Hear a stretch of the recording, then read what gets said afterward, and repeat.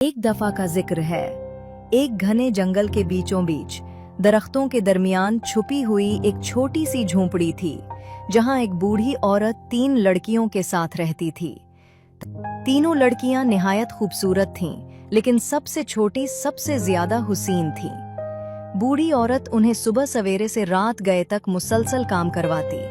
वो सोने जैसे धागे को बारीक और नफीस सोत में तब्दील करती थीं। जो ही एक तकला मुकम्मल होता, फौरन दूसरा दे दिया जाता, ताकि उन्हें एक लम्हे का आराम भी नसीब ना हो। ये धागा निहायत बारीक और बेऐब होना जरूरी था। जब काम मुकम्मल हो जाता तो बूढ़ी औरत सोत को एक खुफिया कमरे में बंद कर देती। वो साल में 2 या 3 बार दूर दराज सफर पर जाती और 6 दिन के बाद वापस आती। इसलिए लड़कियों को कभी इल्म न होता कि वो क्या लाती है। न ही वो कभी बताती कि ये सोने का धागा कहाँ से आता है या उसे किस मकसद के लिए इस्तेमाल किया जाता है। जब एक बार फिर बूढ़ी औरत सफर पर जाने लगी तो उसने हर लड़की को 6 दिन का काम दे दिया और हमेशा की तरह सख्ती से तंबीह की, लड़कियों, अपनी नजरें उधर उधर न दौड़ाना और किसी मर्द से हरगिज बात न करना। अगर ऐसा किया तो तुम्हारे सोने जैसे धागे की चमक मांद पड़ जाएगी और तुम पर मुसीबतों के पहाड़ टूट पड़ेंगे। जब बूढ़ी चुड़ैल चली गई तो लड़कियां हंसने लगीं और आपस में कहने लगीं कि भला उनके धागे की चमक कैसे खत्म हो सकती है और वो किसी मर्द से मिलेगी भी कैसे, जबकि वो जंगल के बीच ऐसी तन्हा जगह पर रहती हैं।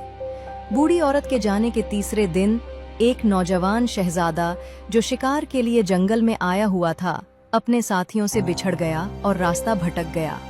रास्ता ढूंढते ढूंढते वो थक कर एक दरख्त के नीचे लेट गया, अपने घोड़े को चरने के लिए आजाद छोड़ा और खुद नींद की आगोश में चला गया। जब उसकी आंख खुली तो सूरज गुरूब हो चुका था। वो फिर से जंगल से निकलने का रास्ता तलाश करने लगा। कुछ ही देर में उसे एक तंग सा रास्ता नजर आया और वो खुशी खुशी उस पर चल पड़ा।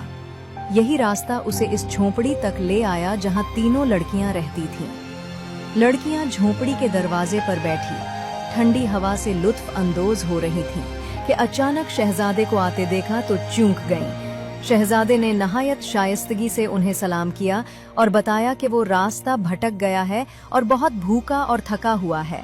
बड़ी बहनों को फौरन बूढ़ी औरत की तंबीह याद आ गई और उन्होंने छोटी बहन से कहा कि उसे अंदर ना आने दे, मगर सबसे छोटी बहन शहजादे की हालत देखकर रहम में आ गई और उसे अंदर आने दिया।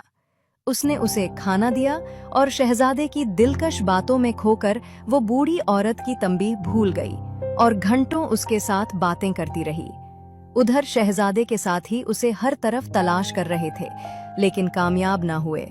उन्होंने बादशाह को उसके गुम होने की खबर भिजवाई। बादशाह ने फौरन सिपाहियों का एक दस्ता रवाना किया। 3 दिन की तलाश के बाद वो आखिरकार इस झोंपड़ी तक पहुंच गए। शहजादा जाने से पहले सबसे छोटी लड़की से वादा करके गया कि वो वापस आएगा और उसे अपनी दुल्हन बनाएगा।